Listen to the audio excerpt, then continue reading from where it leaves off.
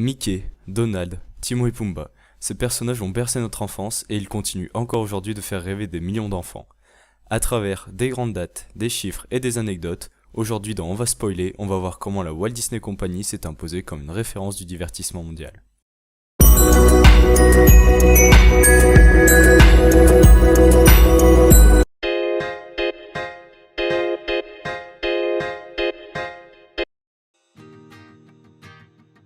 On ne peut pas vraiment parler de Disney sans parler de son créateur. Walter Elias Disney est né le 5 décembre 1901 à Chicago. Son père Elias est charpentier et sa mère Flora est une ancienne institutrice. Walter il va pas mal voyager pendant son enfance. Déjà, dès 1906, il va y avoir une crise dans le bâtiment qui va entraîner un déménagement de la famille. Elle va partir dans le Missouri et acheter une ferme.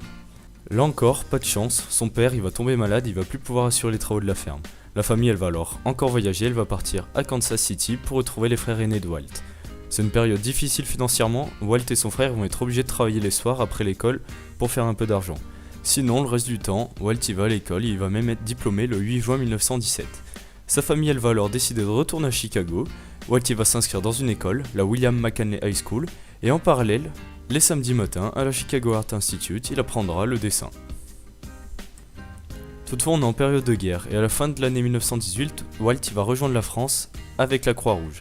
Il va y arriver le 12 novembre, un jour après l'armistice, mais il aura quand même pas fait le voyage pour rien puisqu'il va y rester jusqu'en septembre 1919. Et c'est à son retour qu'il va vraiment souhaiter entamer une carrière de dessinateur.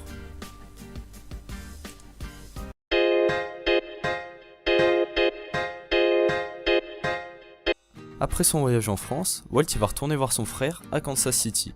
Il va alors décider de créer ses propres films qu'il appelle les Newman Lofograms. C'est des petits films d'une minute qui vont traiter des problèmes locaux et qui vont plutôt bien être accueillis par la population. Tout ça, ça va lui permettre de se faire un peu d'argent, et le 23 mai 1922, Disney va lancer sa première entreprise, la Lofogram. Il va y produire des petits courts-métrages animés basés sur les contes de fées populaires et des histoires pour enfants. Ça nous rappellerait presque quelque chose. Les productions sont plutôt bien accueillies, mais il y a quand même un problème, c'est que les coûts dépassent les revenus, et il va être obligé de déposer le bilan en juillet 1923. Il va alors décider de retourner auprès de son frère Roy, qui se trouve à Hollywood, et tous les deux ils vont monter leur première affaire d'animation qu'ils vont appeler les Disney Brothers Studios. On est le 16 octobre 1923 et Disney va même signer un contrat pour réaliser 12 films, et c'est vraiment cette date qui a marqué la création des studios Disney. En 1926, ils renomment leur entreprise Walt Disney Studios, et le 18 novembre 1928, un premier film est projeté. Il s'appelle Steamboat Willie, il marque la naissance de Mickey et le début de l'empire Disney.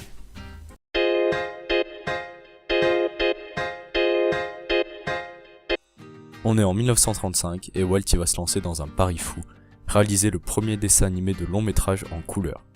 Ça va être un véritable succès.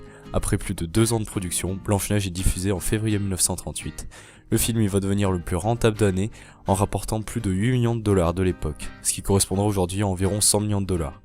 Il restera d'ailleurs le plus grand succès du cinéma jusqu'à la sortie de Autant emporte le vent en 1939. Les frères Disney vont ensuite s'attaquer à la télévision et ce sera là encore un succès avec le Mickey Mouse Club qui va commencer en 1955 et continuer dans de nombreuses versions jusqu'en 1990.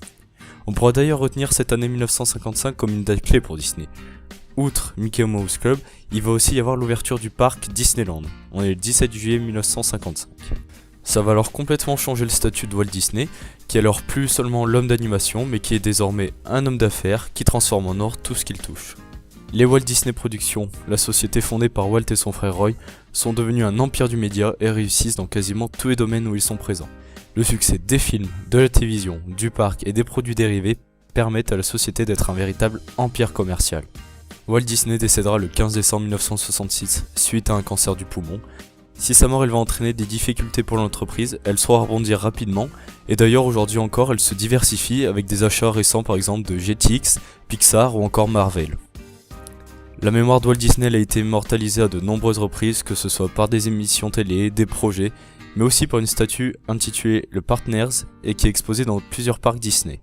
Cette statue représente Walt tenant la main à Mickey en lui montrant l'avenir.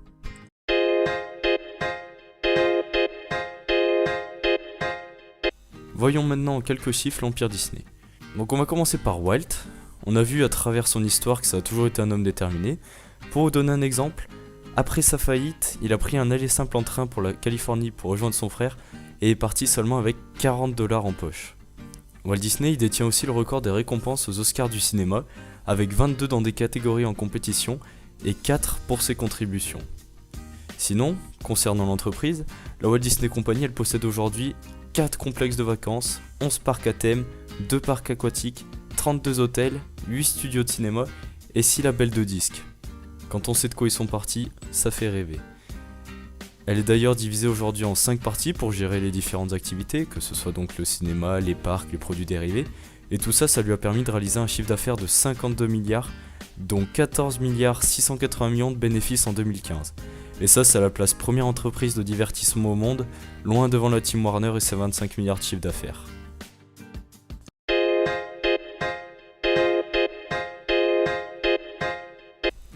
Pour clôturer cet épisode, je vais vous présenter un certain nombre d'anecdotes autour de l'univers Disney. Et comme tout à l'heure, on va commencer par Walt. Donc première anecdote, il faut savoir que le père de Walt Disney était assez violent et qu'il n'hésitait pas à utiliser le martinet sur Walt et son frère. Aussi, au début de vidéo, je vous ai dit que Walt il avait rejoint la France avec la Croix-Rouge. Mais en fait, ça n'a pas été si facile puisque pour rejoindre la Croix-Rouge, il fallait avoir au moins 17 ans. C'était pas le cas pour Walt, il a donc dû falsifier son passeport avec l'aide d'un ami pour porter sa date de naissance à 1900. Autre anecdote montrant la détermination de Walt, pour son premier film sonorisé, Walt il a dû vendre sa voiture afin d'obtenir l'argent nécessaire à son court métrage. C'est un pari assez osé, mais qui lui a plutôt bien réussi au final. Pour clôturer les anecdotes sur Walt Disney, comme je vous le disais tout à l'heure dans la vidéo, il détient le record du nombre d'Oscars du cinéma. Mais parmi toute sa collection, il y en a un qui sort un peu de l'ordinaire, c'est l'Oscar d'honneur qu'il a reçu pour Blanche-Neige et les 7 nains. Il se présente sous la forme d'une statuette normale avec 7 statuettes miniatures. C'est plutôt un joli clin d'œil. On va maintenant s'attaquer à l'univers Disney. Donc première anecdote, le visage d'Aladin il est inspiré de celui de Tom Cruise, et celui d'Ariel il est en partie inspiré par celui d'Alyssa Milano. Une anecdote plutôt rigolote, c'est que les doubleurs originaux de Mickey et Minnie, ils étaient mariés dans la vraie vie.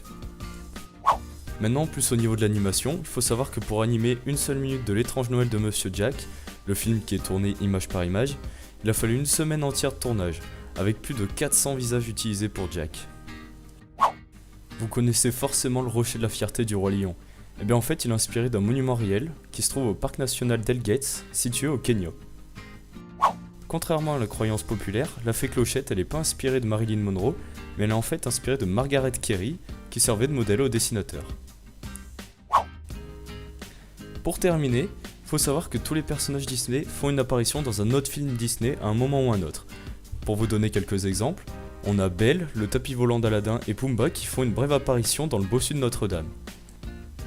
On a aussi Mickey, Dingo, Kermit la Grenouille et Donald qui font toutes de petites apparitions dans La Petite Sirène. C'est tout pour ce premier épisode de On va spoiler. S'il t'a plu, n'hésite pas à mettre un pouce en l'air et un commentaire, de partager la vidéo et n'oublie pas de t'abonner pour ne pas manquer les prochains épisodes. A la prochaine, salut!